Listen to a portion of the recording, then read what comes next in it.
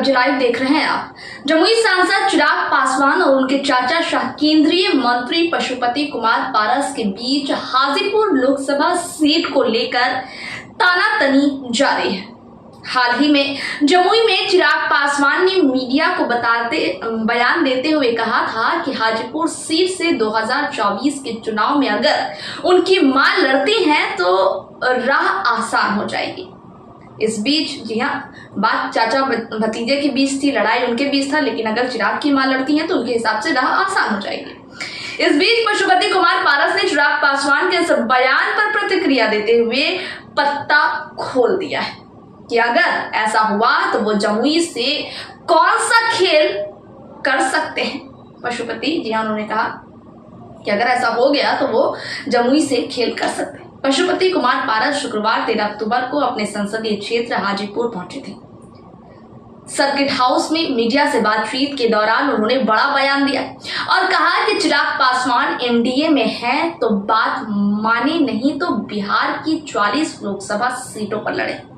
Media से कहा कि एक बात जान लीजिए कि कोई टक्कर नहीं होने वाला है।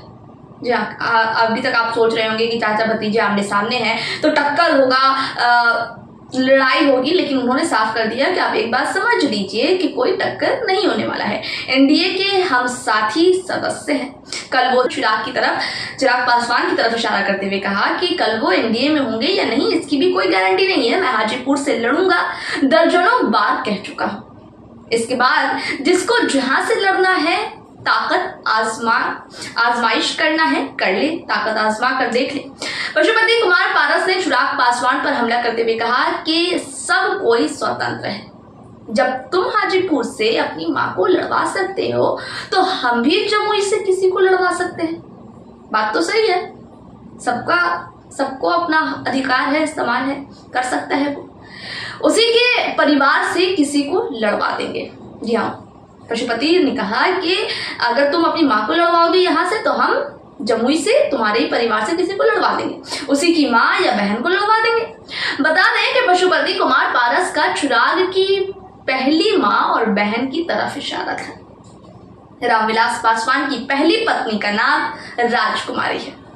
बताते चलें कि अभी बीते गुरुवार 12 अक्टूबर को ही पटना में आयोजित प्रेस कॉन्फ्रेंस में चिराग ने कहा था कि समय आने पर उनके चाचा पशुपति पारस हट जाएंगे। अब एक बार फिर पशुपति पारस के बयान से ऐसा लग रहा है कि चाचा भतीजे में कांटे की टक्कर अभी भी जारी है। खैर, रिपोर्ट यहीं तक, फिर से रिपोर्ट के साथ होगी आपसे मुलाकात। दीजिए इजाजत।